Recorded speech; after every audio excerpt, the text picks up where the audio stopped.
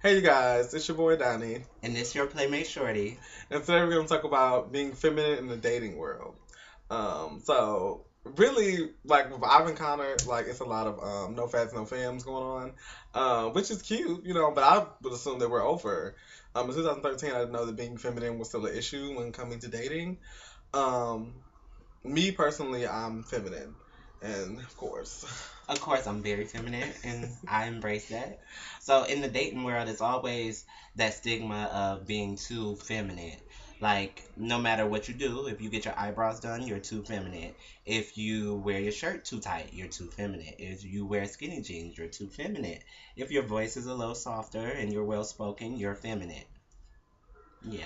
um, So, with all that being said, it's hard to really just find love in this nice um, gay world of ours, especially when someone you should not put a limitation on what love is. So, and I mean it's different for me. I feel like it's different for when someone is just not attracted to when we're saying no femmes because what it looks like to the rest of the world. That kind of takes you out of the relationship thing because now you put your relationship on the line because of what the world says.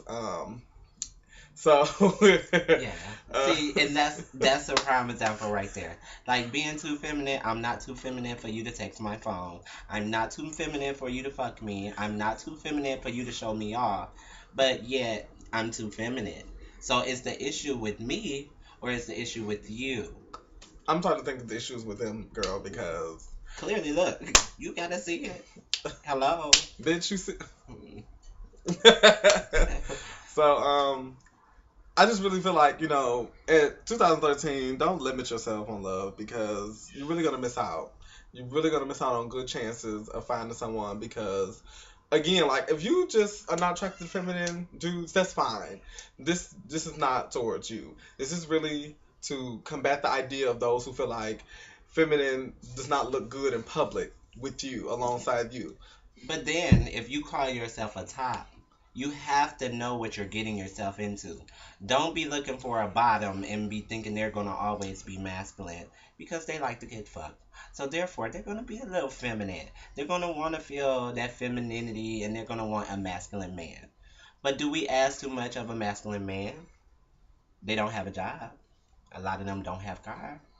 Dick is a little under equipped for what we need them to be. But we take it because they're masculine. And just because he look like he's straight or look like a boy, don't mean that we're not going to talk to you. We still talk to you, even though we shouldn't, because half of the shit y'all come with. So, I don't know. um, it's just crazy like to just go through this in this year of 2013 where femininity is still being challenged and ostracized in a community where bitch it was created, bitch, how dare you? And like Shorty said, like being a bottom, like girl, you're not gonna be. It just baffles me how tops are just like, oh, we want a guy that's just like you know masculine. You a top. Okay, so you won't always get that masculine guy. Yeah. You might get a feminine ass bitch. And then, it's nothing with even society. Straight people see us and they see somebody feminine with somebody masculine. Always assume they together. That's not always the case. Just because I'm feminine, that could be my masculine good counterpart. Like, that's just my good girl. We're not fucking. Everybody don't fuck because a lot of times, like, masculine boys ain't really masculine. That's the biggest turn off to a feminine person. You meet this guy and he looks like the trade and he looks good. First thing come out his mouth, you gonna fuck me? Nada. Whoa, bitch. Said the cat. 50 feet. Okay. You gay. Biggest turn off. You need to go find you somebody that looks like you that wants to endeavor in what it is that y'all like to do because we like to see if we're feminine, we want to find someone masculine. Don't disrupt us with all these thrown off signals of you being secretly feminine, but you're not comfortable with displaying that femininity in public. Hmm. So, two shouts out to you girls. And I see that a lot of times, like even when I'm scrolling on my Facebook or something like that, like a lot of times when we display these gay relationships, there's always a masculine man, another masculine man. that's not exactly what gay relationships look like in real life. Like most of the time, it's too feminine, or it's too transgender women, or it's very diverse. And the fact that we keep, having to reiterate this to gay people that relationships ain't about two clearly looking men dating each other. Some of us look feminine, bitch.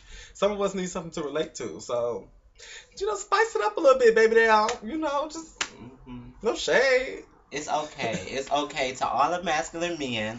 I challenge you to date someone feminine, and I'm sure you're gonna be well blown away. Like you're gonna, yeah, cause I'm that bitch. I'll be the type of feminine person that make you masculine men think twice about why you never dated a feminine bitch before. Hmm. Pretty much. Yeah. Um, Next topic is, bitches in your clique. So we going from feminine. So a lot of my bitches in my clique is very feminine. And it's a good look to have a group of girls that you can hang out with and y'all all diverse.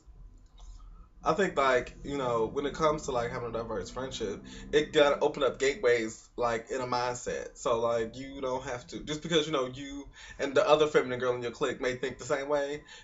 Having a masculine friend along is great because you get to see it from another point of view. You get to have that kind of otherworldly understanding about certain situations. So I personally have two feminine girls in my clique and only one masculine man, which is great because he sometimes can be feminine, very feminine. Which we appreciate. We do. And what? Okay, so first rule to having a clique, Hmm. you need to figure out what number of your clique is gonna look like. It could be a duo. It could be just two of y'all. That's just two bad bitches. It could be a trio, which that third dynamic, something about this person here, always throws off the set of the three. Whether it's jealous, envy, whatever, like three, you might have to really work at it. Four, I feel like four is always a good number because you can always branch off and you can always replace a bitch if they get out of line. Five is a hard number to achieve because bitches ain't real, first of all. Two, they're gonna have with somebody in the group or try to. And the reality of the situation, everybody just not gonna get along. But if you can get five individual friends that's all different and all attractive, I must say all attractive because I'm shallow. But that's a good thing. Yeah, going along with what Shorty said, like I personally feel like a clique should not go over five people, cause then you turn into a crew. Gang, you a gang. You And beat bitch's really, ass. you really do because I have a crew and it consists of a way bigger group than five people. My clique only recalls for four people. I only need four bitches in my clique, um, because it gets a little out of hand when we're going over five. Because then it's not like with four people in your clique, you can manage time. Two people in your clique, bitch, time is on motherfucking point. Three people, you can have a little shiesty little time management thing going on right there. But I think like with four people, it's like it's good.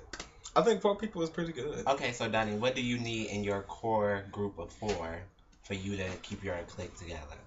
Um, Communication and understanding of the other party. So what I mean by that is like, being able to effectively communicate to each other times, feelings, emotions, how I'm feeling about me and your relationship, how I'm feeling about what we doing, like just effectively communicating and honestly communicating, things, how you feel about things. And, just being honest and upfront is really all I really need. Yeah, I need every bitch to be attractive, and I need everybody to have a great sense of their self. Know who you are. Don't come to a crew or a clique being not original because then you challenge the risk of being somebody else or developing somebody else's traits, and then we don't need two of the same bitches in the same clique because that's not gonna work. We all just can't be copies. Like that don't work. Like, and I also need everybody to be self-motivated, self-made. So that means go to school, that means go to work. In some form of every day of your life, you should get up and you need to do something. Oh, girl. We just gonna ignore that. It Yeah. looked like it need to be ignored, says. Hmm. Go ahead. But yeah, so those of you who are like, looking to create, because I personally like to put a category. Y'all know I like to put bitches in category. I don't have time for my friends to just be running wild and we just gonna do whatever. Because once I put you, give you a label, that means that this is how I expect to treat you. So I just can't have you, girl, running around talking about this is my best friend and we ain't established that we best friends. You've thought that we were best friends, but that's not the case. So I think like just when it comes to creating your clique, just be mindful of the girls you put in it, and don't put no bitches in it that's not gonna get along just to create some drama. That's not the real Bad Girls Club. Chill out. Mm-hmm. So just be mindful of what you have when you click, who you like. What is in. Some of y'all got some interesting characters in your clique. But just be really mindful about the collaboration of people you put in your circle because everybody can get along. Yeah. So comment, like, leave feedback, Please and do. let us know. If you ever want a topic that you feel like you want us to discuss, let us know. Yay! Bye. This has been Shorty and Donnie, and we are totally up out of here. So